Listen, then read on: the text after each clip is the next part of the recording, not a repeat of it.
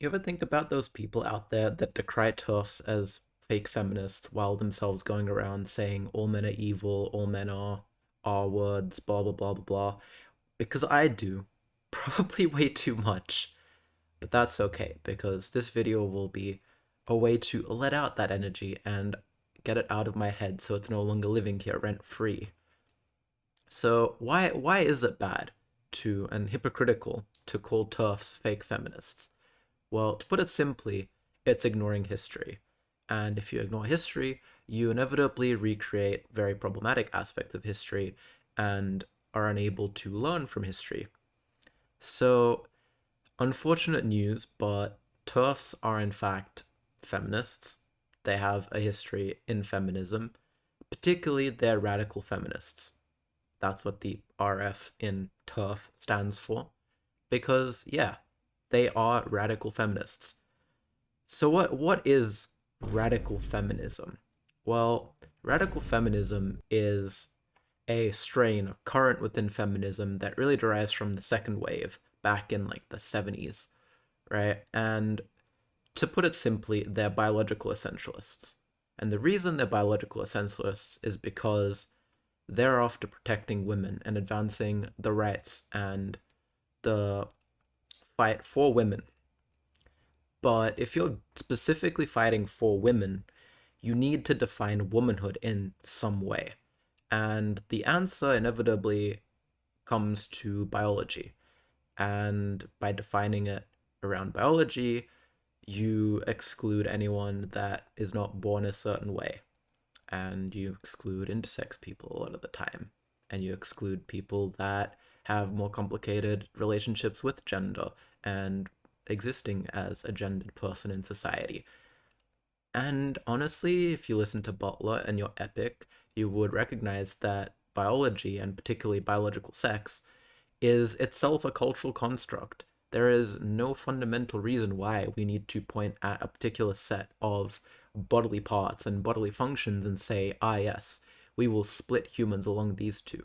It would make just as much sense to gender people based on eye color or natural hair color or literally anything else. It's an arbitrary decision that a lot of human cultures seem to have picked, but it's not the be all end all.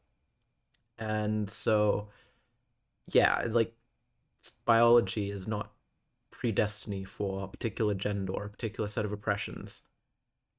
Now, if you're a radical feminist, you're going to ignore all that. You're going to ignore the nuance here, and you're going to say, no, biology is king. Or, well, queen, rather, because they don't like men, remember? Because men are the oppressor class. So, you end up defining people based on biology and therefore based on two separate classes of people that you cannot go between. There are men who are the oppressors, there are men who have the phallus, and there are women who are the oppressed and women who lack the phallus. And if this sounds kind of like Freud, yeah, they're basically replicating Freudian ideas, and they're not like able to be like, yeah, we're recreating Freud because people would laugh at them because Freud is fucking dumb.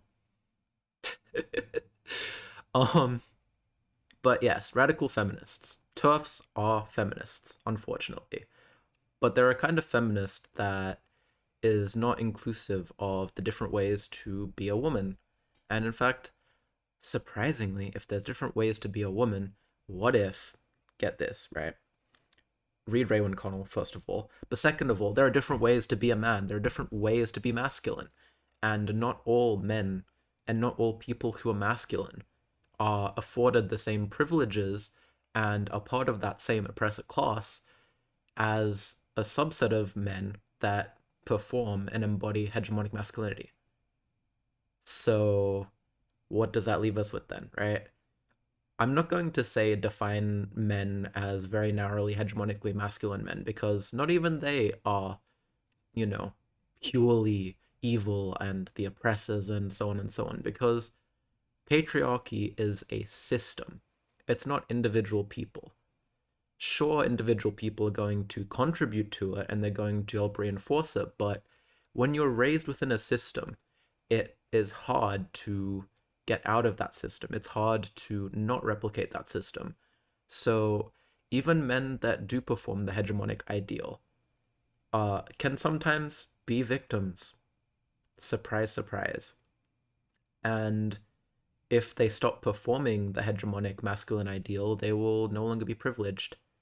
They will be put down for not embodying this particular form of masculinity as well, in the same way that women that don't perform the feminine ideal of subservience to masculine will be put down, because fundamentally patriarchy is about enforcing a particular set of gender roles, and it's not, again, individual people.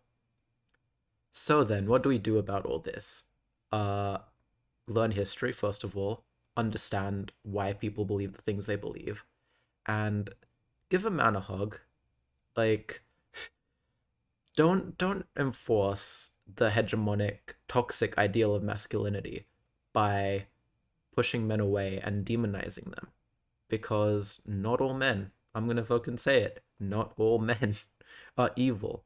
In fact, I would say that very few men are inherently evil, if any at all, because everyone has the capacity to be both good and bad at different times. And we should be fighting a system that incentivizes people being bad, rather than punishing people for taking advantage of that system. Yeah. Hashtag not all men.